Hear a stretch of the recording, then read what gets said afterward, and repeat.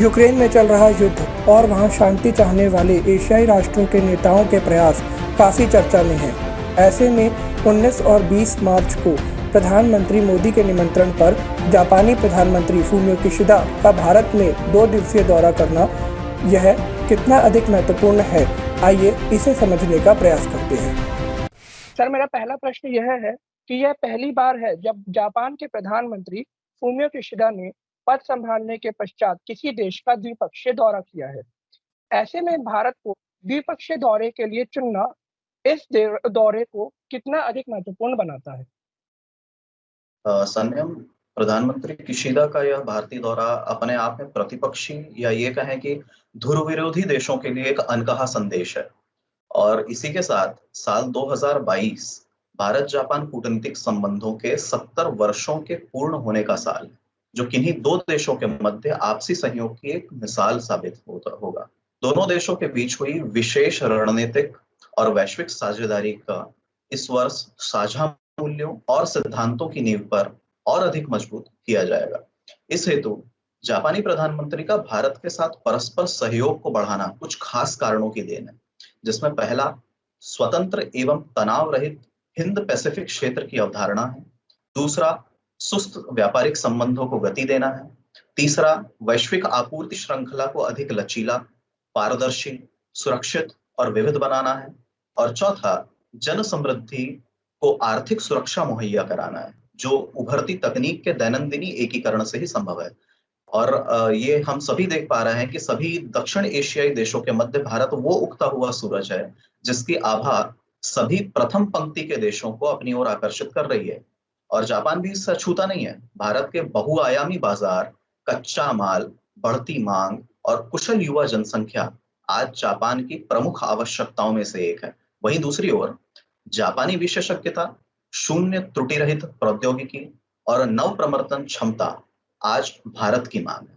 तो PM Kishida का भारत को चुनना अंतरराष्ट्रीय स्तर पर हमारी बढ़ती साख को स्पष्ट रूप से चिन्हित करता है, दर्शाता है। और कोविड काल के उपरांत आर्थिक पुनरुत्थान एवं आर्थिक सुरक्षा के चक्र को गतिमान रखने में भारत जापान में निवेश अत्यंत आवश्यक कड़ी बन चुका है। पिछले 4-5 सालों में दोनों देश एक दूसरे के अमूमन पर्याय साबित हुए हैं। और पीएम किशिदा इस तथ्य को भली भांति समझते हैं कि दक्षिण एशिया एवं प्रशांत महासागर की कुंजी भारत के क्रियाकलापों में ही निहित है। अतएव मुक्त व्यापार समझौतों के तलचिन्ह तलाशने के लिए यह सर्वाधिक उपयोगी होगा। इसके अलावा अंतरराष्ट्रीय मंचों पर दोनों देशों का एक साथ एक सुर में बोलना भी एक आवश्यक कारण है। कोरोना महामारी के बाद जब सारी दुनिया अपनी अर्थव्यवस्था को आगे बढ़ाने में लगी है, तब ऐसे में जापान ने भारत में 5 लाख करोड़ येन, लगभग 3.2 लाख करोड़ रुपए निवेश करने का निर्णय लिया। इससे किस प्रकार भारत और जापान की अर्थव्यवस्था लाभान्वित होंगी? सनम, इस सवाल का जवाब मैं एक अवधारणा के आरंभ से करना चाहूंगा। और वो अवधारणा है एक टीम एक project, one nation one project. Japan और भारत दोनों ही देश पिछले 3 सालों से अभूतपूर्व आर्थिक प्रगति के परिचायक बने हैं। और दोनों देशों के व्यापारिक समूहों में जबरदस्त उत्साह और भरोसा सहज ही देखने को मिल रहा है। और कई ऐसे भीमकाय प्रोजेक्ट्स हैं, जैसे कि dedicated freight corridor, Mumbai Ahmedabad bullet train, जिसे हम जापानी शिनकानसेन को अब हम भारतीय शिनकानसेन कह सकते हैं, टीआईटीपी समझौता आदि अपने पैर भारत में पसार चुके हैं। परिणामतः 2014 में निर्धारित किए गए 3.5 ट्रिलियन येन के निवेश लक्ष्य को दोनों देशों ने फलीभूत पिछले 4 सालों के अंदर हासिल कर लिया है। और ये लक्ष्य सिर्फ जापानी निवेशकों द्वारा अकेले नहीं पूरे किए गए हैं। इसमें भारत के द्वारा कई फ्लैगशिप कार्यक्रम शुरू किए गए, जैसे make in India, skill India, PLI schemes, India Japan industrial I think competitive partnership roadmap. इन सब का बड़ा हाथ है। और भारत के बाजारों में जापानी कंपनियों के लिए अनुकूल माहौल, तकनीक की उपलब्धता, कुशल कामगार और साफ छवि पहले से ही मौजूद है।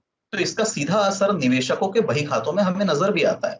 और जापान के साथ किए गए कौशल संवर्धन कार्यक्रम का भी इस पर सीधा असर नजर आता है। और मुझे यह बात कहने में कोई गुरेज नहीं है कि भारतीय लोगों में जापानी कंपनियों के प्रति अपनत्व का भाव अधिक है।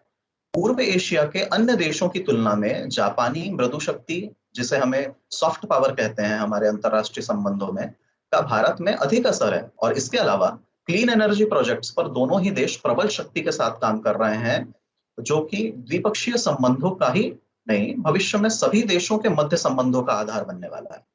इसके साथ जलवायु परिवर्तन के कारण उपज रही मौसमी चुनौतियों को पार पाने में भी इन दोनों देशों ने अनिवार्य कदम उठाए हुए हैं। और तो और भारत की नेशनल इंफ्रास्ट्रक्चर पाइपलाइन में लगभग 9,000 से अधिक प्रोजेक्ट्स हैं, जिनकी लागत अनुमानतः 1.8 ट्रिलियन डॉलर के लगभग है।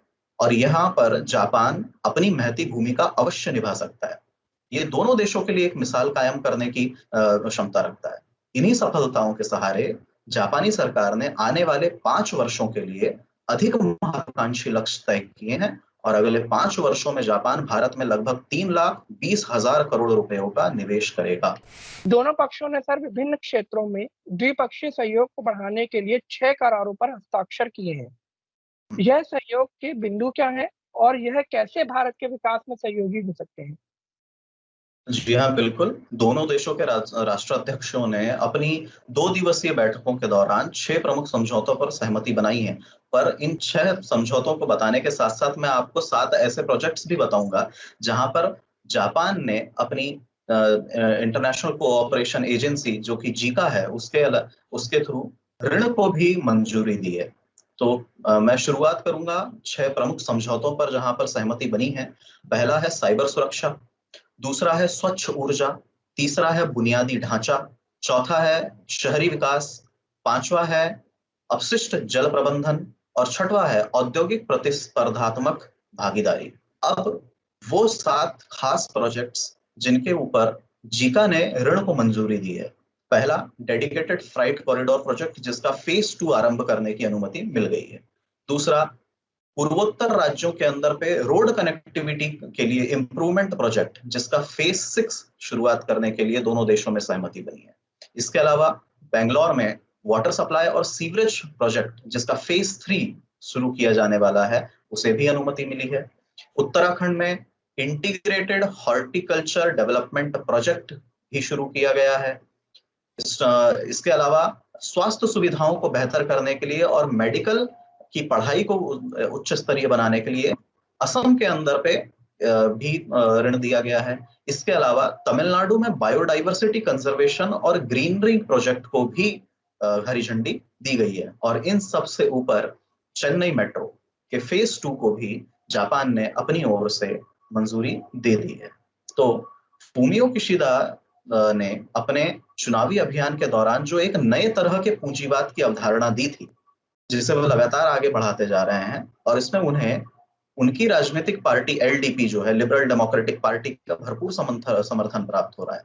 परिणामतः राजनीतिक, आर्थिक, सामाजिक और नैतिक तौर पर उन्हें जापान के हर वर्ग से सहयोग प्राप्त होता है, और इसका प्रभाव प्रत्यक्ष तौर पर भारत में जापानी निवेशों पर दिखता भी है। और इसी धुरी पर दोनों प्रधानमंत्रियों ने भारत जापान आर्थिक मंच को संबोधित कर इन 6 क्षेत्रों में अधिक से अधिक समन्वय और सहयोग की दोनों देशों के व्यापारियों से अपील की। सर, मेरा अंतिम प्रश्न है कि कल की मोदी मॉरिसन वार्ता में ऑस्ट्रेलियाई प्रधानमंत्री स्कॉट मॉरिसन ने प्रधानमंत्री मोदी से जापान के प्रधानमंत्री किशिदा के दौरे का जिक्र किया है। जाहिर सी बात है कि जापान और ऑस्ट्रेलिया क्वाड में साझेदार हैं। ऐसे में क्वाड के नजरिए से इस दौरे के क्या मायने हो सकते हैं? संयम, आपका सवाल जो है वो एक और अंतरराष्ट्रीय घटना की ओर इंगित करता है, जो कि मैं समझ पा रहा हूँ। रशिया यूक्रेन संघर्ष के मध्य हुई यह द्विपक्षीय वार्ता क्वाड के मूलभूत ढांचे को सुदृढ़ करने का एक मौका साबित हुई है। जल्द ही टोक्यो में क्वाड के सदस्य देशों के राष्ट्राध्यक्षों की बैठक अप्रैल में प्रस्तावित है, और उससे तुरंत पहले भारत जापान के मध्य 2+2 यानी कि रक्षा एवं विदेश मंत्रियों की बैठक भी आयोजित होने जा रही है। और ये सभी उच्च स्तरीय बैठकें साझा भविष्योन्मुखी योजनाओं के निस्तारण की धुरी बनेंगी।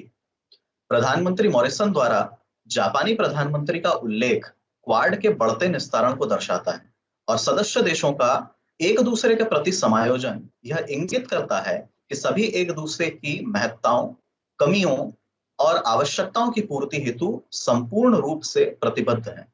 और आपको जानकर ये खुशी होगी कि क्वाड देशों ने भारत के अंतर्राष्ट्रीय एवं द्विपक्षीय भिन्न-भिन्न रुखों पर अपनी सहमति जाहिर की है। और आज की दुनिया में हर देश को यह अधिकार है कि वह अपनी विदेश नीति स्पष्ट तौर पर अपनी आवश्यकताओं और राष्ट्रीय परिदृश्य के अनुसार इस्तेमाल व निर्भर करे।